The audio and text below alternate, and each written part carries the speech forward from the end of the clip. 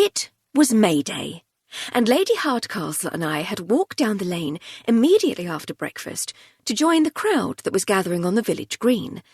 We were all there to watch the local children dance around the maypole, which had been painstakingly wrapped in ribbons of different colours in an elaborate woven pattern. The atmosphere was friendly and festive, with an air of relaxed anticipation of the fun to come. Sir Hector and Lady Farley-Stroud had hailed us as we arrived, and we stood with them as Miss Rossiter, the new schoolmistress, attempted to herd her charges into the correct positions around the beribboned pole. "And did you rise early to wash your face in the May Day dew?" asked Lady Farley-Stroud. "I rise early to wash my face in the dew every day," I said with a smile. Lady Farley-Stroud regarded me quizzically. "I rather think you might be teasing me, my dear," she said, with a smile of her own.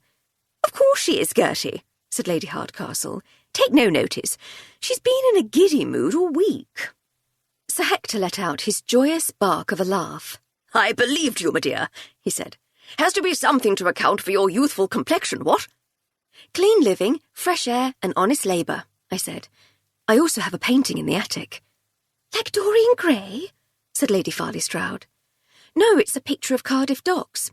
Climbing up to the attic a couple of times a week to dust it provides healthy exercise." Sir Hector laughed again, and Lady Farley-Stroud shook her head indulgently.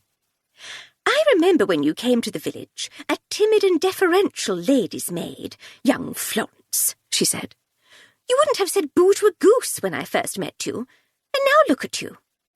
Lady Hardcastle snorted derisively. "There's many a terrified goose who would argue with you there, Gertie dear," she said. "She's not nearly so demure as she'd have you believe." She craned her neck for a better view of the maypole preparations. "I believe our little treasures are in place, so I shall have to leave you for a moment."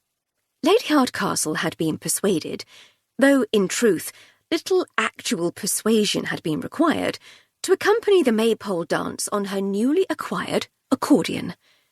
She pushed politely through the throng and took up her place beside Miss Rossiter, where she hefted the instrument into position on her chest.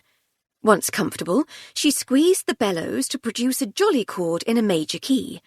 It sounded like a fanfare. The children, well rehearsed, each took hold of their assigned ribbon and faced in the appropriate direction, ready to unweave them as they danced. Lady Hardcastle struck up one of the jaunty hornpipes she'd been practising for the past couple of weeks, and the children began their dance. "I'm so glad we still have these traditions," said Lady Farley-Stroud. "Don't the little ones look enchanting?" The little ones did, indeed, look enchanting, as they skipped and hopped unselfconsciously around the maypole. "I gather your pal is to be Queen of the May," said Sir Hector, as the children danced. I turned away from the dancing children. "Daisy? She's rather pleased about it too. Apparently it's her first time."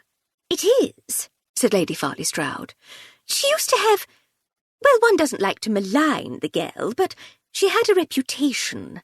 We couldn't possibly make a girl like that May Queen before now."